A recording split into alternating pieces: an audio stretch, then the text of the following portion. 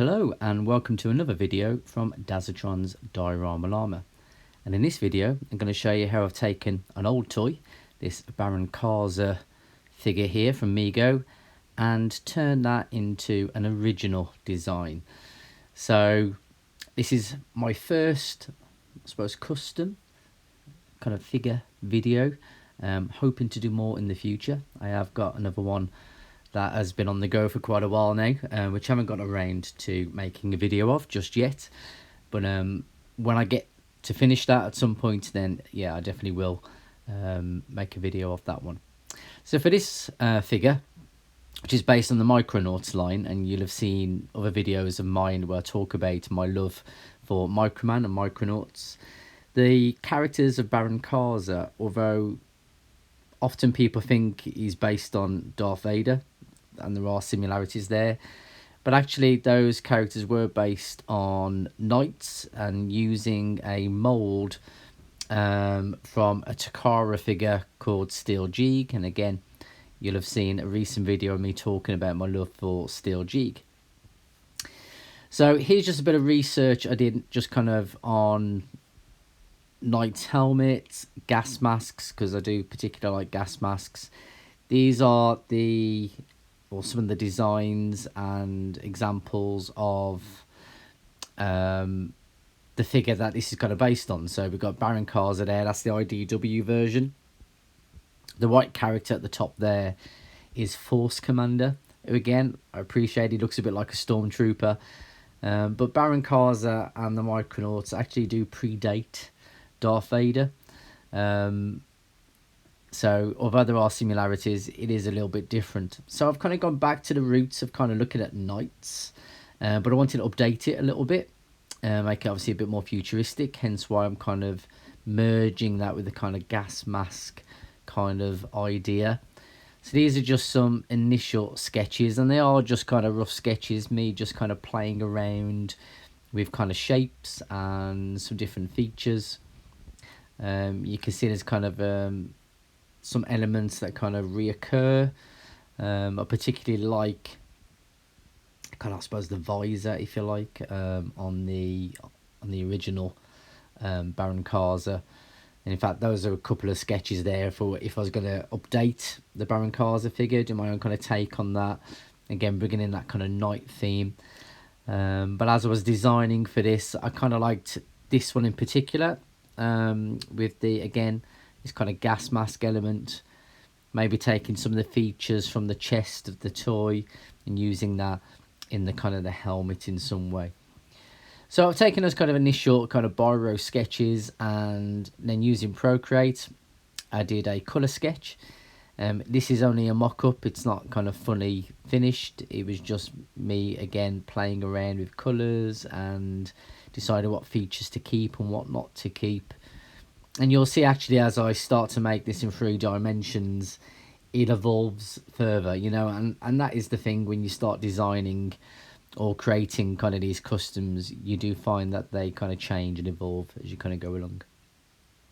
So I've decided to make the head sculpt out of Miniput, so I am kind of going old school for this. I know a lot of people do 3D print their kind of designs and accessories, which is something I'm looking at. I have done a little bit of digital kind of 3D sculpting,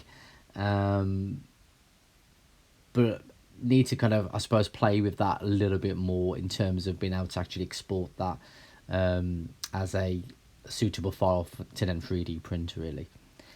So that little accessory there, with these old toys, they were all kind of held together with magnets, so the different body parts you could remove and put them back on with magnets. So from one of the kind of recent bundle purchases from eBay, where I got a few of the kind of the old figures together, which I'm using now as part of this custom. Some of these little kind of magnets here, as you can see, these are kind of the connectors, I guess, where you can kind of add additional kind of weapons or features, and they kind of, you know, stick together onto this kind of peg. So I'm using this kind of little peg as my kind of joint to attach my own custom head on top of that. So some of the tools you can see on the table there, This is the one I suppose that's most important. This is the clay shaper tool. This is, I think, a size 0, and it's a medium to hard rubber on the end. You can get soft versions, which are a lot more flexible, but these are particularly good because they kind of bend with the material. So as you're kind of shaping things, when you're using something like a clay, it kind of goes with the material there. So I'm just trying to get the exactly the right size or weights of the two parts of the milliput. So milliput is made up of two, I'm not sure what it is. It's kind of like, you know, when you have like an epoxy kind of resin or glue, you have to kind of mix the two together. It's a little bit like that, and milliput does actually act as an adhesive. So you can kind of actually, I think sometimes it's used to fix radiators and stuff like that. But it is used in the toy world, particularly with customizing to kind of fill in gaps and things. And it goes really hard, you can sand it down. So it's a really useful material. So you can see there, I'm mixing these two parts. And as you mix the two parts together, it then obviously reacts, and you then have a drying time. So you have got to work reasonably quickly with this material because it will eventually just dry out. You don't have to put it in the oven. It just goes rock solid. So it's really important that when you're mixing this material, you really mix it thoroughly. You can see I'm wearing gloves here just to protect my fingers because it does leave a residue onto your fingers, and you don't want that to dry on there again because it's got this kind of adhesive kind of quality to it. So it is worthwhile wearing gloves when you're at least doing the initial part to this. So I'm just checking that it's about the right size, comparing it to the original figure there. So I don't mind now moving away from using the gloves because I'm going to use the tools here to kind of do the rest of the work. So these are just kind of, I just kind of call them loop tools. I don't know if that's actually what they are, but again, they're for clay work. So if you just look for clay tools, it's very likely you will see some of these kind of wire-ended tools. Just using the lid here off a jar, adding a little bit of water.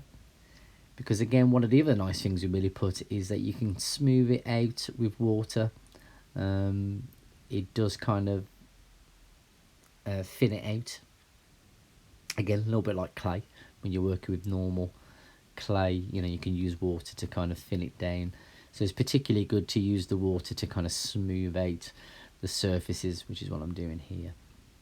Now I've washed my hands to get rid of any of the milliput off my fingers, and I'm just going back to the clay tool there just to start to work in where I think some of the features might go. So of course I've already got my designs, so I'm looking at the design as well. And the great thing about these wire tools is that you can kind of pull the clay along.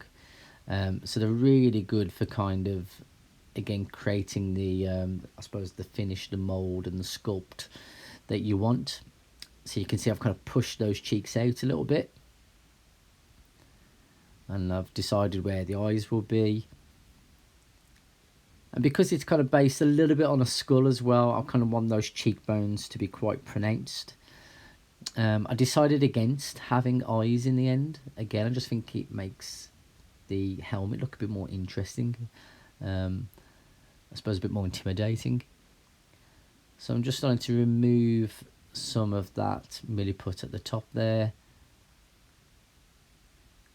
And this is the bit that's quite tricky, really, and you know, it takes a bit of practice, and it's worthwhile having a few goes at this until you're happy, really. So you can see here I'm using that clay shaper tool, which has got that kind of rubber end to it, and it's really good for getting into all of those kind of creases, and again, just creating a smoother finish.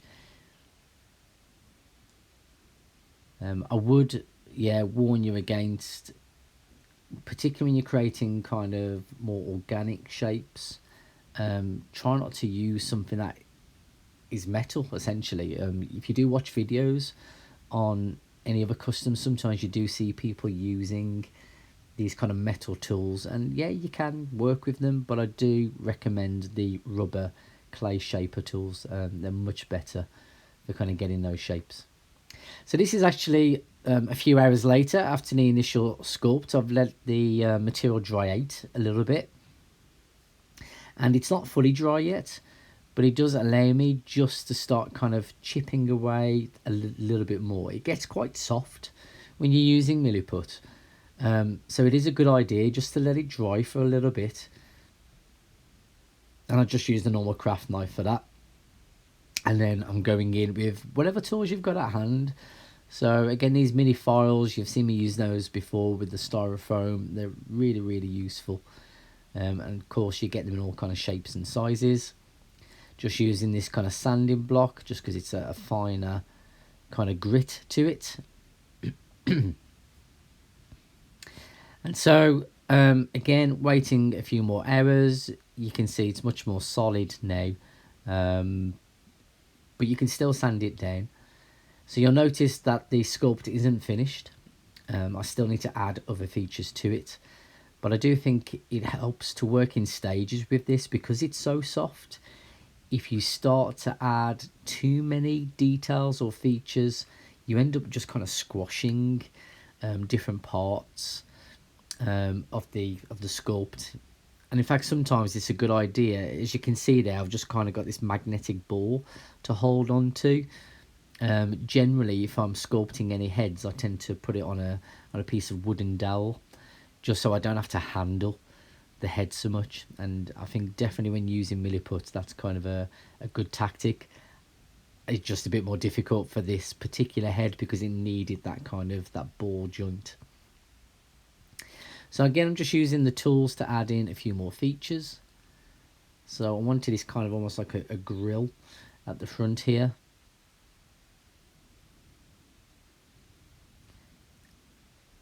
And then I'm using, actually, this is the end of a tool where the wire had broken off, but it created a really nice kind of indent. And you've actually got like the two holes from the wire where it came out. I just thought that added a nice like kind of feature that looks like, you know, you could kind of breathe out of this apparatus. So yeah, those wire tools are really good for connecting pieces as well. So you can see the chin there. I've kind of connected that using that wire tool, and I did the same with, again, this kind of gas mask element to the helmet. So I just need to kind of bulk out the back of the head, give it a bit more of a, I suppose, a skull-like shape. So I've just taken another piece of milliput that I've mixed together, and this is fresh milliput. So obviously the other stuff would dry out, and you can't even store it in a plastic bag to stop it from drying out. And as soon as you've connected those two different kind of parts, it's going to start to go solid. So you need to just kind of get enough milliput to do the bit you need to do, and then you'll have to mix a bit more. So I'm just building the back of the helmet. I wanted to have a bit more of a shape to it and kind of add a little bit of symmetry between the front of the mask and the back of the mask. And then I'm just using a little bit of water and again the wire tool just to kind of blend the soft milliput with the hardened milliput, just to make sure it's got a nice kind of clean finish to it.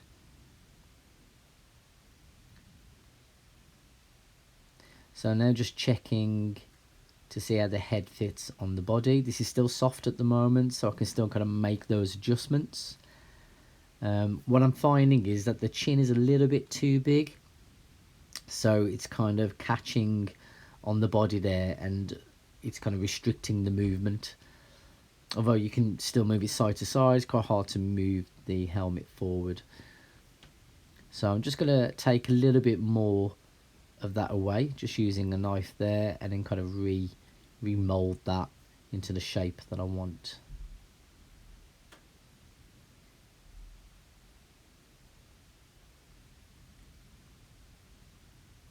And again, just use one of the tools there just to start to push that in place and kind of get that blended in.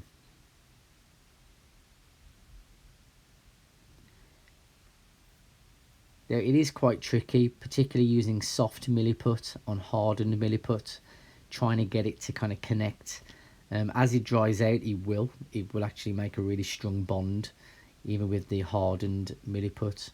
But in its softened stage, it's still quite flexible, and particularly when you're using water as well, it can make it a bit slippy sometimes. So I'm just trying to make that join as strong as I can. And I also wanted to have it, I suppose, for those kind of gas mask parts, the kind of breathing apparatus, to kind of stick out a little bit more. So now starting to add a few more of those kind of finishing touches, just kind of checking it from all sides, making sure I'm happy, making sure it's reasonably symmetrical. And this is where the clay shapers are particularly good. Again, getting into some of those more difficult areas that you'd find it quite difficult to use, say, your finger, or something that's a bit too harsh. And it is quite useful just using the water. And I do still like to use, where I can use my finger, I tend to use that quite often, but try not to leave any fingerprints as well. So although I'd put in some of these details earlier, as I've started to add more kind of accessories or extra features, I guess is the right term, I'm needing to put that detail back in.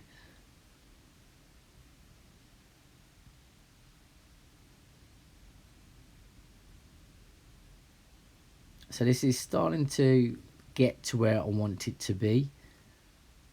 So I'm reasonably happy with this. So I decided, even though it wasn't on my original design, to add this kind of crest. Mainly because it kind of, again, reminds me of these kind of Spartan kind of helmets. And I think it kind of creates that feature and just makes the design a bit more, again, prominent. It kind of makes him stand out. So I've made this crest just by, again, just kind of pinching the clay. And the difficult bit here is trying to get it to fix again to the hardened milliput. So just a little bit of water, and do be careful how much water you use, because again, it can make the hardened surface slippy. So she's starting to fix the softened clay, as you can see here. As I'm pushing it, it's also kind of pulling it off. So just be as gentle and as careful as you can be, and just try and join those pieces together as best you can. So it's quite fiddly.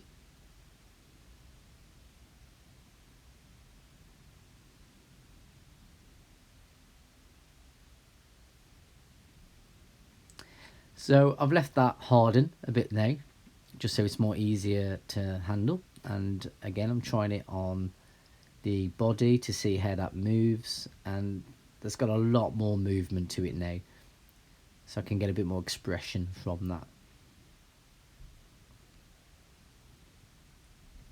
It is worthwhile leaving it overnight to fully harden. You don't have to give it quite 24 hours, but certainly I would leave it overnight.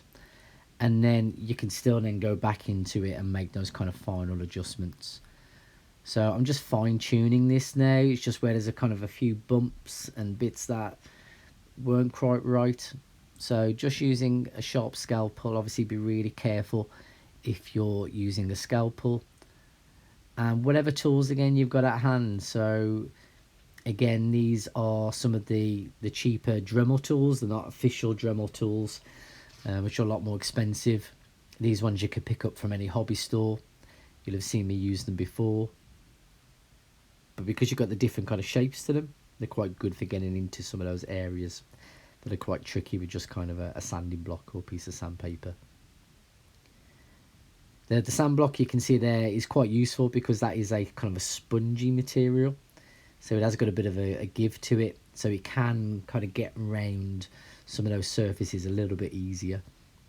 But even so, just good old sandpaper, kind of, you know, folded over. I find it useful to tear the edges so it doesn't kind of make any marks with the corners of the sandpaper. Just kind of softens that edge a little bit. So I'm just trying out or trying to decide really what to use for his other arm. So I wanted one normal arm, but then I did have some kind of leftovers. This was part of a Microman figure. So this was one of the later Microman series of figures, and this was from something called the Hurricane Bird, which is again a fantastic figure, and I finally managed to get a fully complete version.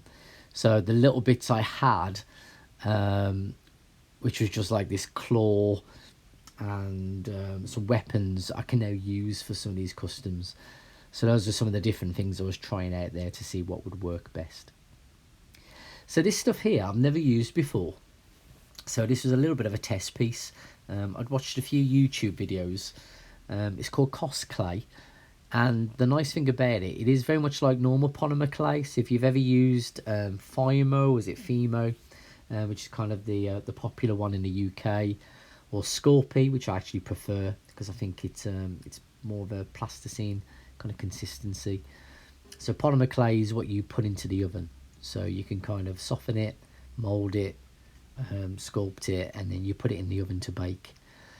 And it hardens up quite nicely. The difficult with regular polymer clay is that after you've baked it, it's quite easy to kind of snap off bits or for it to crack or break. And in fact, I made a skeletal custom head for one of my Revelation toys, and I'm really happy with the sculpt. And yeah, then it's had a big crack through it after I baked it. But with the Cost Clay, the nice thing about this is that it stays flexible. So if you do drop it or knock it, it's not going to break or crack. So I've had to really soften the clay. In fact, often with Scorpio, when I've used that, it takes me a long time to soften it. With this particular Cost Clay, you can get it in different kind of, I suppose, different firmness to it. So this is the soft version, and I would recommend using that. So I've just coated the arm, or covered the arm with a bit of foil, just so that the clay doesn't stick to the figure.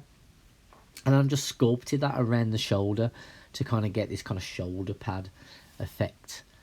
And now what I'm making is, I suppose, another kind of crest, which will kind of, I suppose, emulate the crest that's on his head. So it kind of keeps that kind of pattern going really across the figure. So I've just flattened out some of the Cost Clay, and then I'm just using a normal craft knife just to kind of cut that to size. I would recommend cutting it a little bit bigger, and then you could always kind of cut it down more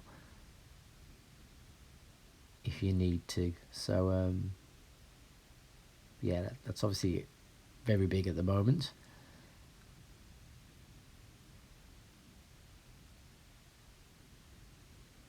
It does cut into this really easily. Obviously it's really soft. As I said, it has got the consistency of plasticine once you've been working with it a little while. I know fresh plasticine is quite hard, but once you're working with plasticine, it tends to go quite soft. And the Cost Clay is quite similar to that. So then I'm just using again the wire tools just to blend those two pieces together, and that's really important. If you don't get a good blend on that, that could easily pull off, even once it's been in the oven. So I'm just trying to wiggle out the arm there, because obviously I don't want to put in the arm into the oven, because that would just melt. And I'm just making a little ball of foil just to kind of fill in that gap there, so it kind of keeps its shape. So this has come out of the oven now.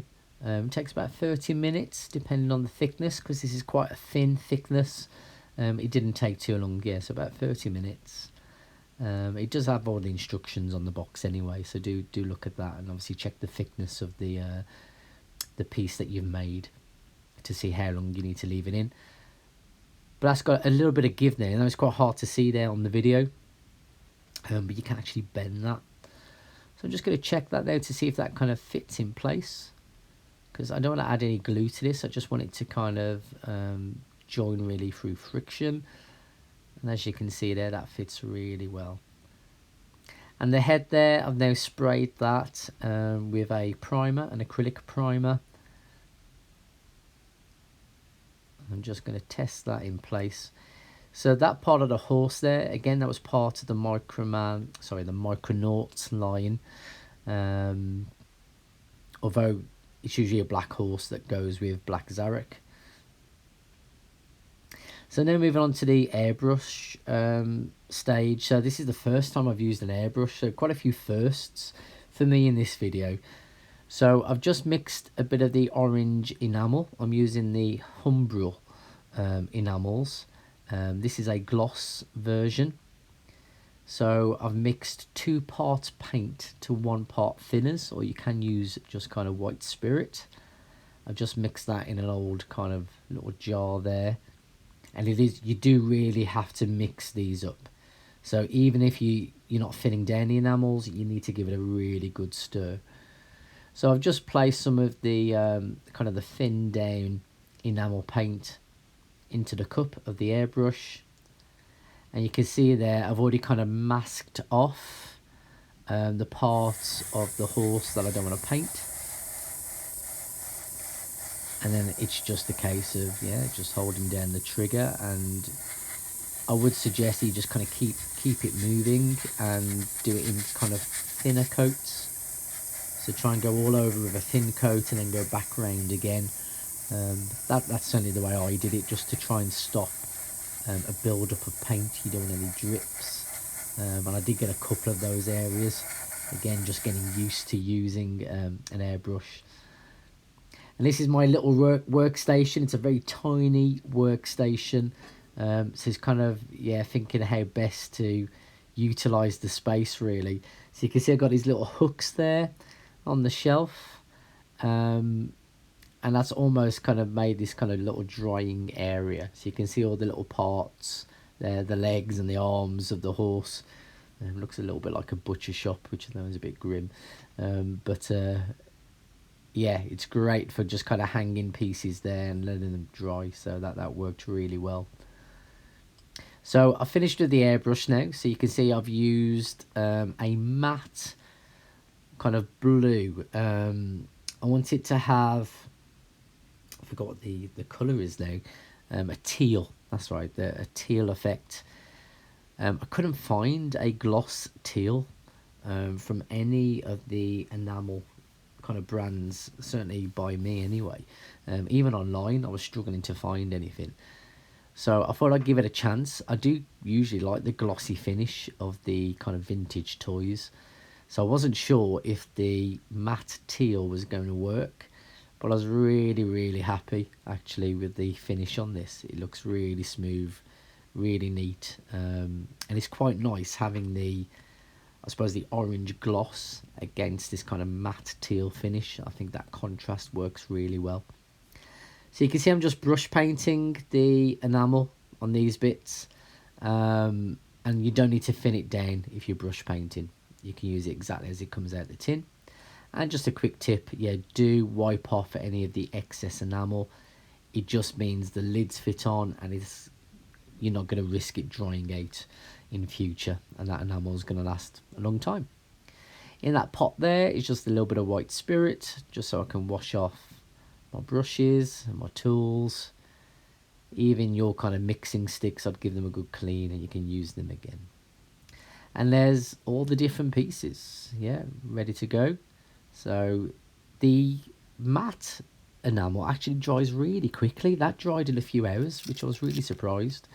But the gloss, you need to give that at least 24 hours. Certainly, again, give it to overnight for that to kind of fully harden.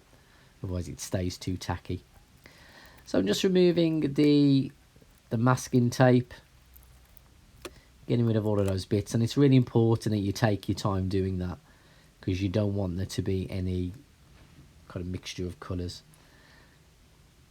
And so I've removed the tape off the horse's head as well. Now the only problem is, because this has had a coat of enamel which is quite thick, that head doesn't quite go down as far as it could. I might have to sand that back a little bit. I don't know. I'd have to have a little play with that. but it still looks cool together. So I just need to add in the tail there. It is worthwhile not painting the joints, so the bits where you actually join some of these things together. Often I'll masking tape them off so that they do kind of slot in much better, because as soon as you've got this layer of paint on there, sometimes it can stop them from fitting in. And here is my finished kind of steed for my new kind of Micronaut character. And again, I'm really happy with the finish, and here's the finished guy. I'm saying guy because I haven't got a name for him, so if you can think of a name for this character, I'd love for you to drop that in the comments. Yeah, I'd love to hear your suggestions or any ideas of a backstory. And here he is, kind of combined with his steed in his kind of centaur mode, and I'm really, really happy with the way this turned out. I haven't made many customs. As I said, I've dabbled a little bit. So this is my first kind of full custom from start to finish, and I'm really pleased with the way it's turned out, and I hope you've enjoyed watching the process. I appreciate you might not make the same character, but hopefully it's giving you some tips and the confidence to have a go yourself, you know, because yeah, you can do this. So thanks for watching. Do like and subscribe. Thank you to all of those who have subscribed since my last video. Great to see you, and I will see you all again soon.